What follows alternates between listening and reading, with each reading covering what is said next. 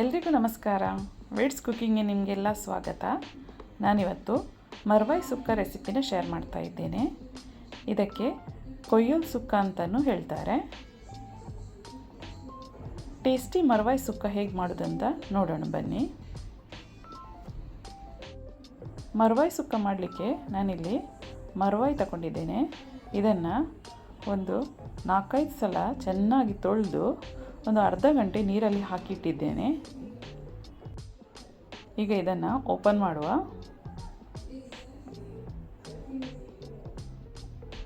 ನೋಡಿ, ಹೀಗೆ ಇದರ ನಡು ಭಾಗದಲ್ಲಿ ಹೀಗೆ ಚಾಕು ಹಾಕಿ ಹೀಗೆ ಓಪನ್ ಮಾಡಬೇಕು. ಹೀಗೆ ಇದನ್ನು ಒಂದು ಸೈಡಿಂದ ಹೀಗೆ ಇದರ ಮಾಂಸ ತೆಗಿಬೇಕು. ಈಗ ಒಂದು ಸೈಡನ್ನು ಹೀಗೆ ಬಿಸಾಕಬೇಕು. ಹೀಗೇ ಎಲ್ಲ ಮರ್ವಾಯಿನ ಓಪನ್ ಮಾಡುವ.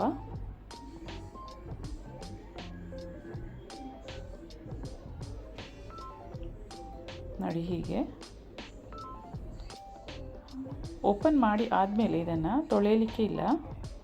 ನೋಡಿ, ಈಗ ಇದು ರೆಡಿ ಆಯಿತು. ಇದನ್ನು ಹೀಗೆ ಸೈಡಲ್ಲಿ ಇಡುವ. ಈಗ ಇದಕ್ಕೆ ಮಸಾಲೆ ರೆಡಿ ಮಾಡುವ. ನಾನಿಲ್ಲಿ 1 ದೊಡ್ಡ ಚಮಚದಲ್ಲಿ ಕೊತ್ತಂಬರಿ ಬೀಜ, 1 ಚಿಕ್ಕ ಚಮಚ ಜೀರಿಗೆ, ಸ್ವಲ್ಪ ಸಾಸಿವೆ, ಸ್ವಲ್ಪ ಮೆಂತೆಕಾಳು, ಓಮ, ಕಾಳುಮೆಣಸು, ಲವಂಗ, ಚಕ್ಕೆ, 10 ಕೆಂಪು ಮೆಣಸು. ಇದಕ್ಕೆ ಸ್ವಲ್ಪ ಎಣ್ಣೆ ಹಾಕಿದ್ದನ್ನು ಚೆನ್ನಾಗಿ ಹುರ್ಕೊಳ್ಬೇಕು. ಗ್ಯಾಸ್ ಮೀಡಿಯಮಲ್ಲಿಟ್ಟು ಇದನ್ನು ಚೆನ್ನಾಗಿ ಹುರ್ಕೋಬೇಕು. ಈಗ ಇದಾಯಿತು. ಈಗ ಅದೇ ಪ್ಯಾನ್ಗೆ ನಾನಿಲ್ಲಿ ಸ್ವಲ್ಪ ಬೆಳ್ಳುಳ್ಳಿ, ಸ್ವಲ್ಪ ನೀರುಳ್ಳಿ ಹಾಗೂ ಸ್ವಲ್ಪ ಎಣ್ಣೆನ ಹಾಕಿದ್ದನ್ನು ಚೆನ್ನಾಗಿ ಕಾಯಿಸ್ತಿದ್ದೇನೆ. ಇದು ಕೂಡ ಆಯಿತು. ಸ್ವಲ್ಪ ಕಲರ್ ಚೇಂಜ್ ಆದಮೇಲೆ ಇದನ್ನು ತೆಗಿಬೇಕು. ಅದಕ್ಕೆ ನಾನಿಲ್ಲಿ ಸ್ವಲ್ಪ ತೆಂಗಿನಕಾಯಿ ತುರಿನ ಹಾಕಿ ಇದನ್ನು ಕೂಡ ಚೆನ್ನಾಗಿ ಹುರ್ಕೊಳ್ತಾ ಇದ್ದೇನೆ.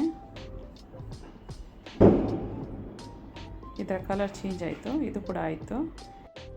ಈಗ ಹುರಿದಿಟ್ಟಂತಹ ಎಲ್ಲ ಮಸಾಲೆನ ಹಾಕಿ ಪುಡಿ ಮಾಡುವ.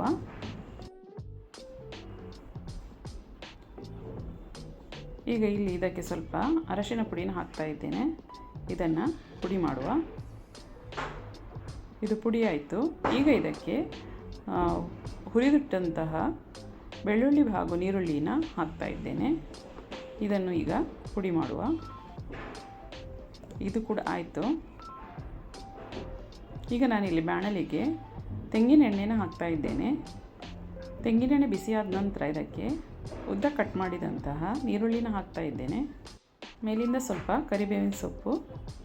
ಇದು ಚೆನ್ನಾಗಿ ಕಾಯಿಸಬೇಕು. ಇದರಲ್ಲಿ ಸ್ವಲ್ಪ ಕಲರ್ ಚೇಂಜ್ ಆಗಬೇಕು. ನೋಡಿ, ಈಗ ಕಲರ್ ಚೇಂಜ್ ಆಯಿತು. ಈಗ ಓಪನ್ ಮಾಡಿಟ್ಟಂತಹ ಮರ್ವಾಯಿನ ಇದಕ್ಕೆ ಹಾಕ್ತಾ ಇದ್ದೇನೆ. ಇದನ್ನು ಚೆನ್ನಾಗಿ ಮಿಕ್ಸ್ ಮಾಡುವ.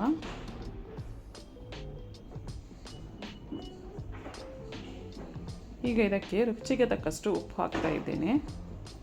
ಇದನ್ನು ಕೂಡ ಒಮ್ಮೆ ಮಿಕ್ಸ್ ಮಾಡುವ.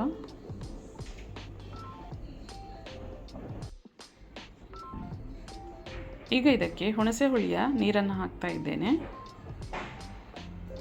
ಇದನ್ನು ಕೂಡ ಚೆನ್ನಾಗಿ ಈಗ ತಿರುಗಿಸುವ.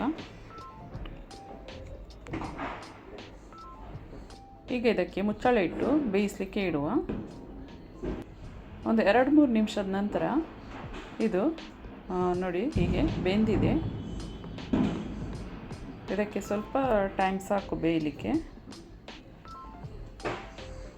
ನೋಡಿ, ಇದು ಈಗ ಆಯಿತು. ಇದಕ್ಕೆ ನಾನಿಲ್ಲಿ ಪುಡಿ ಮಾಡಿಟ್ಟಂತಹ ಮಸಾಲೆನ ಹಾಕ್ತಾ ಇದ್ದೇನೆ.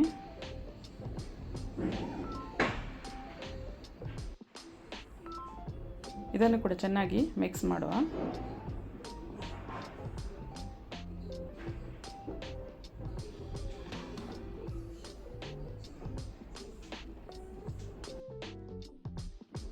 ಈಗ ಇದಕ್ಕೆ ಮುಚ್ಚಳ ಇಟ್ಟು ಒಂದು 2 ನಿಮಿಷ ಹೀಗೆ ಬೇಯಿಸಬೇಕು.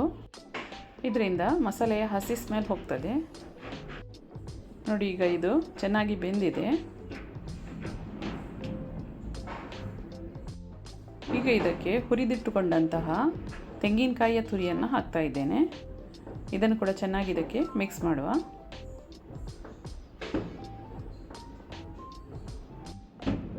ಈಗ ಇದಕ್ಕೆ ಮುಚ್ಚಳ ಇಟ್ಟು 1 ನಿಮಿಷ ಸ್ಲೋ ಗ್ಯಾಸಲ್ಲಿ ಇಡುವ. ನೋಡಿ, ಇದು ಆಯಿತು. ಇದನ್ನು ಒಮ್ಮೆ ತಿರುಗಿಸ್ತಾ ಇದ್ದೇನೆ.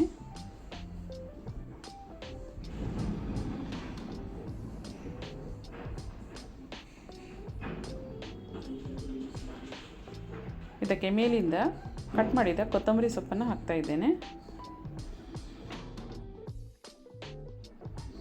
ಟೇಸ್ಟಿ ಮರ್ವಾಯ್ ಸುಕ್ಕ ರೆಡಿ ಆಯಿತು.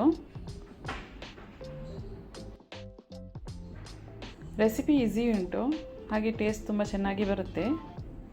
ನಾನೀಗ ಅದನ್ನು ಸರ್ವ್ ಮಾಡ್ತಾ ಇದ್ದೇನೆ.